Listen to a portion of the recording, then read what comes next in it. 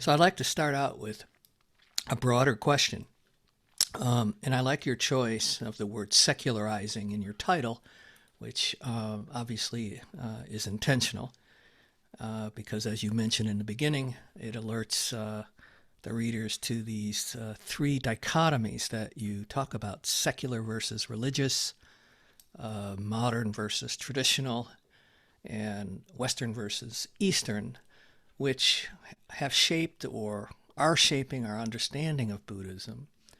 So I'm wondering if you could say a little bit more about that intentional choice of the term secularizing and what has been the impact of reinterpreting Buddhism through these three dichotomies.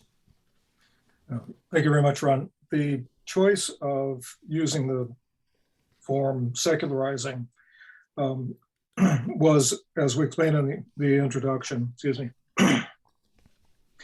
um, as you noted, it was quite intentional. And that's because um, we're in the midst of a process. This is not something that is fixed, um, that is something that we can describe and be done with. It is instead something that is going on. The collection constitutes a kind of snapshot and very short retrospective um, on how the movement of secular Buddhism has developed. So the desire there was to emphasize that this is an ongoing process. This is not the final word.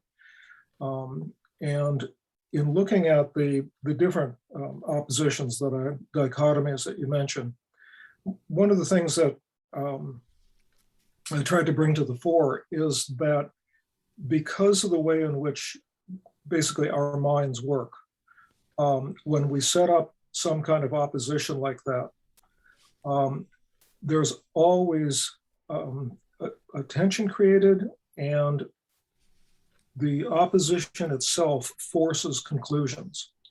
And also because of the way in which those elements relate to one another, it's never a neutral relationship. One is always more important, more positively valued, whatever it might be.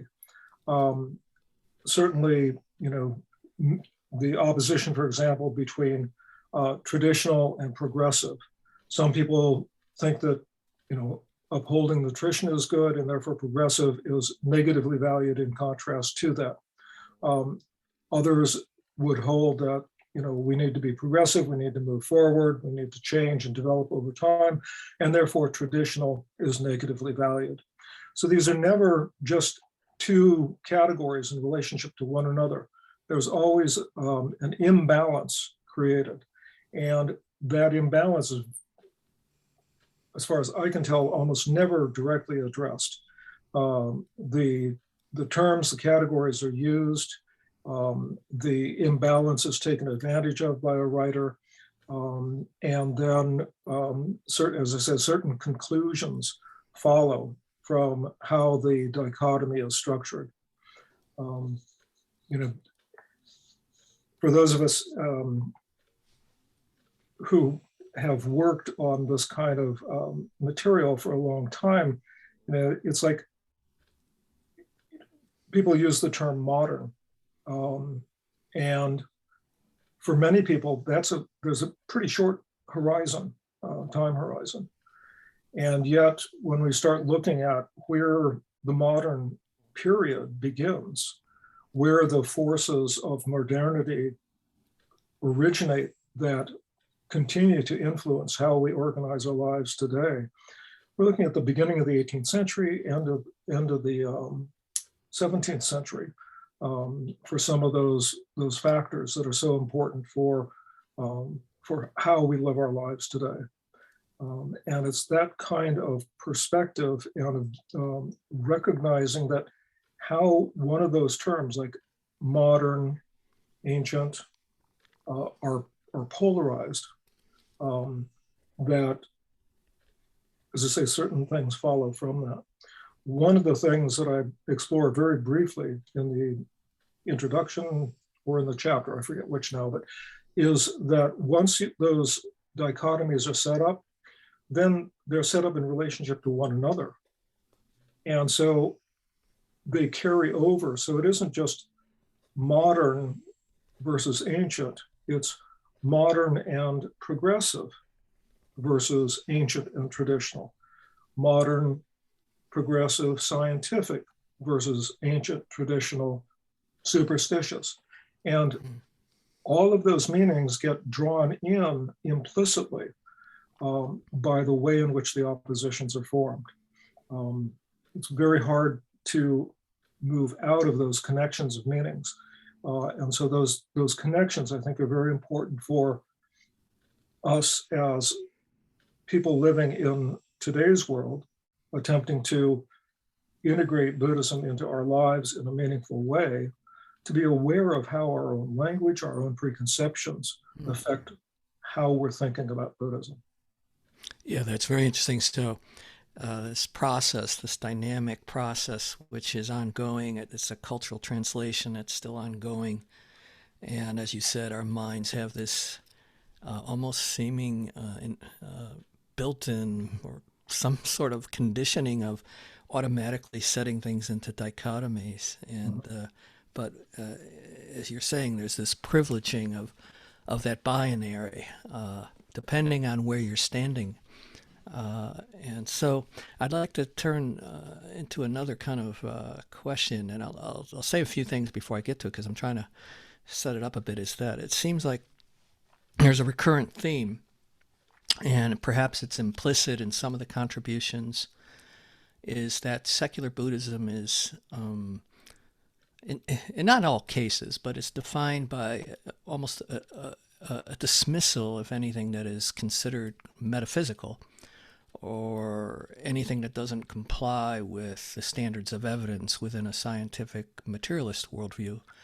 And, typical examples would be rebirth or miracles, paranormal abilities, and even such a view as Yogacara Buddhism, where the mind or consciousness is considered primary to our perceptions, not materiality nor the brain. So it seems that, therefore, that secular Buddhism has made some ideological commitments to scientific materialism, physicalism. We see the quest for the mapping of neural correlates of meditation, for example. Not all contemplative neuroscientists might fall into that camp, but I would say quite a few. But if we look at the lineage of Western insight meditation, the neo-Vipassana, modern Vipassana, I was really struck by a chapter by Kate Crosby, who's one of the contributors,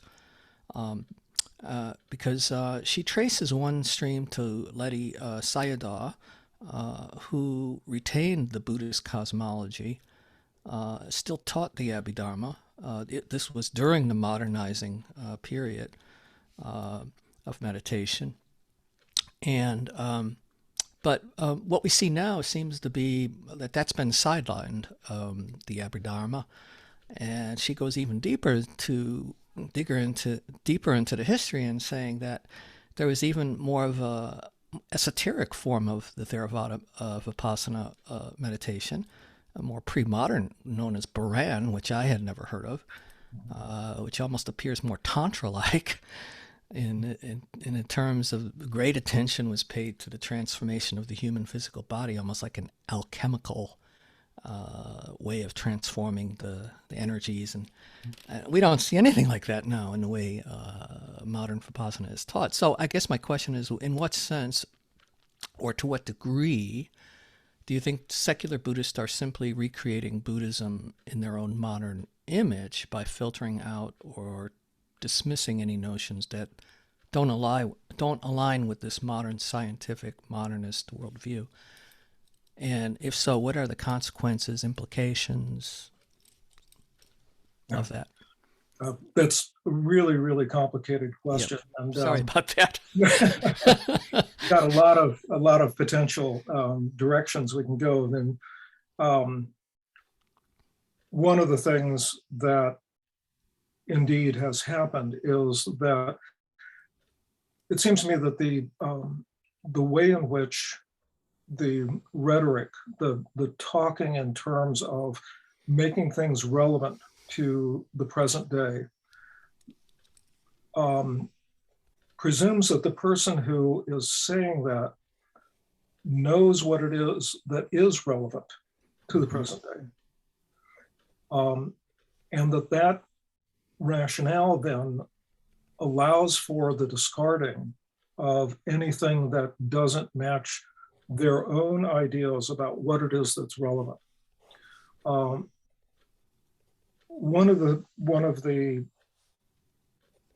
consequences that I would hope people could take away from our conversation, from the book, is that the Buddhist tradition is an incredibly rich tradition.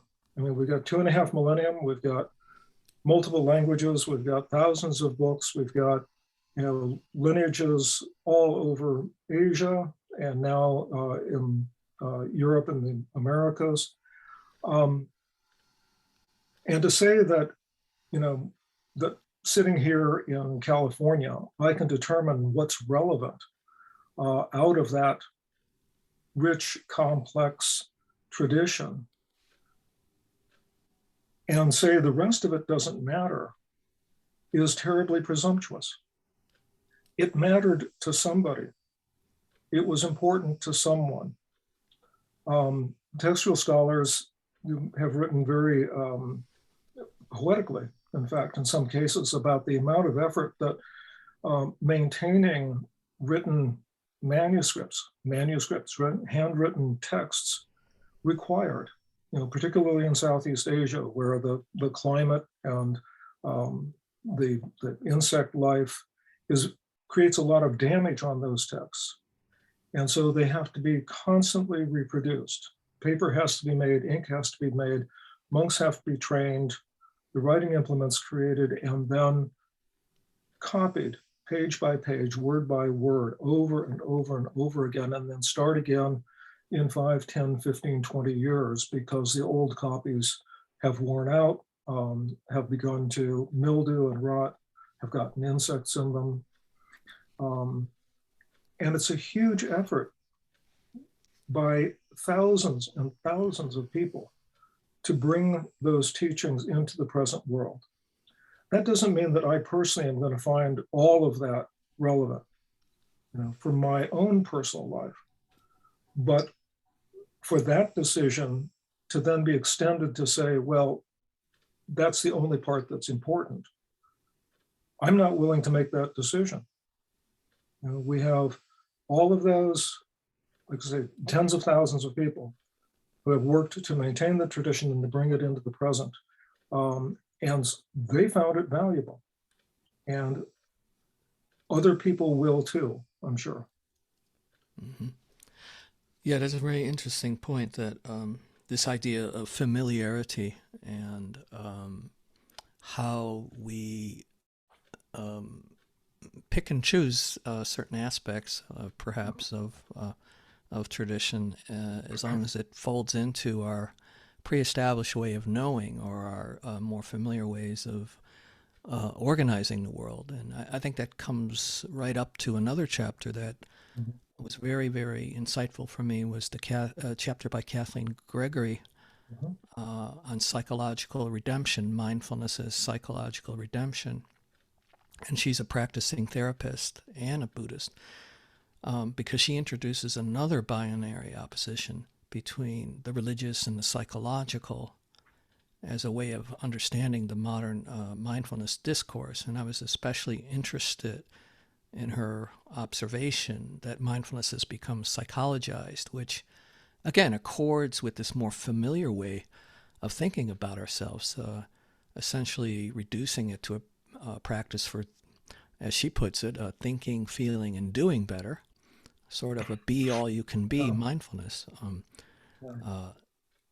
But we are a psychological sort of culture, a therapeutic culture. And so I think that's another example of this idea that you're talking about. So I guess that brings us to a question of, what do you think are the implications for the mainstreaming of mindfulness by its assimilation into psychology?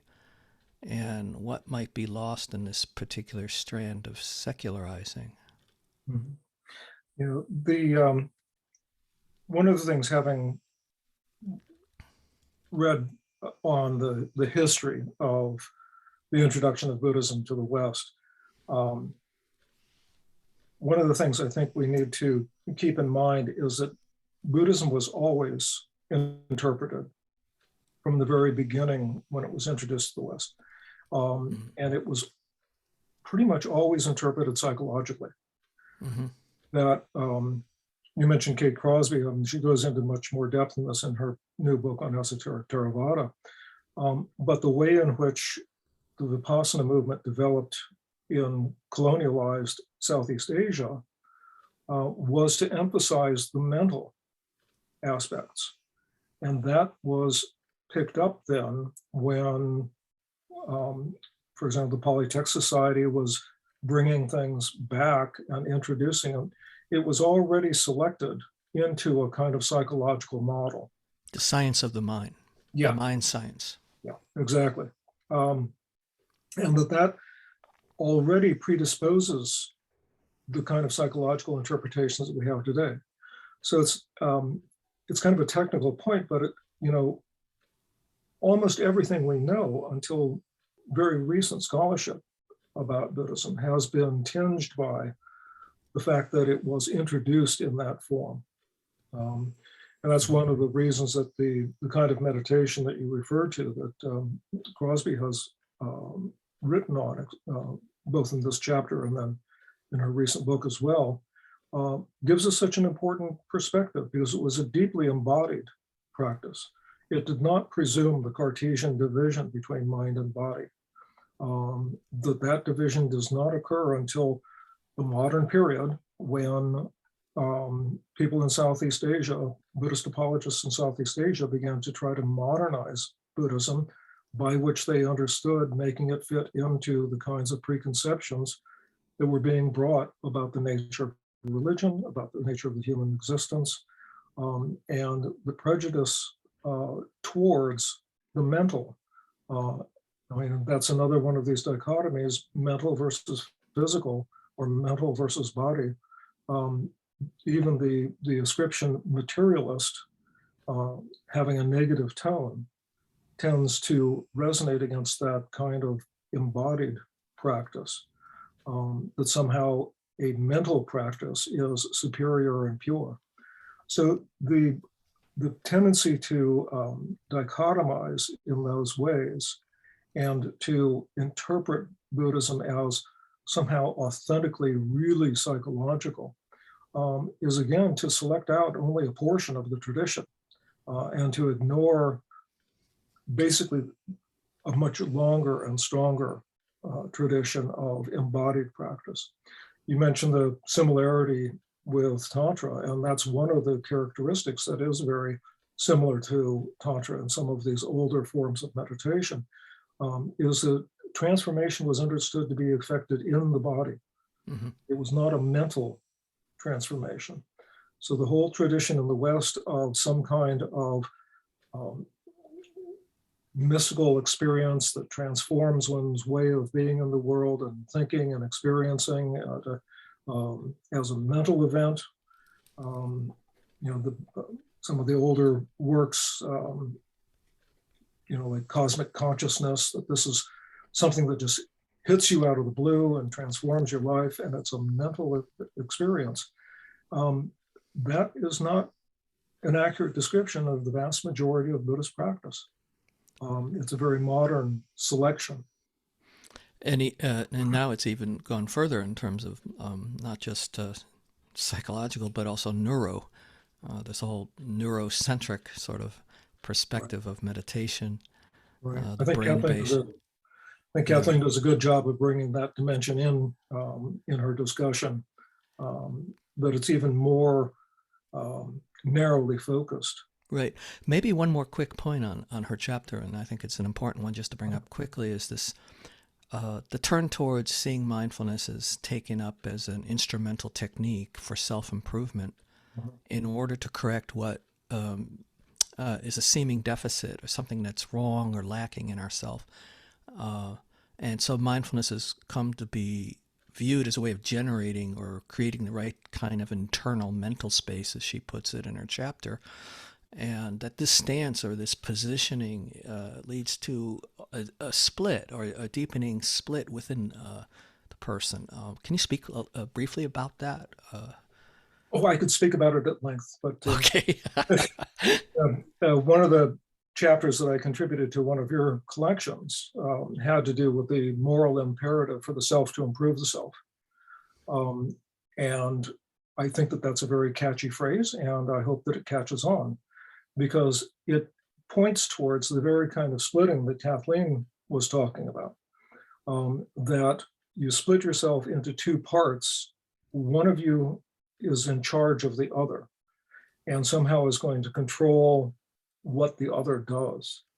And in fact, this connects, I think, very nicely also with David McMahon's chapter, where he talks about the two different kinds of subjectivity and the two different applications of meditation. One of which is to reinforce the self as the solitary agent and to solidify the self, a rather Enlightenment era notion of the self. And the other of which is to begin to call into question that sense of solidity and to present the self as a plurality in which there are many, many perspectives, many, many orientations. So the very nature of subjectivity that is the basis for how meditation is thought about.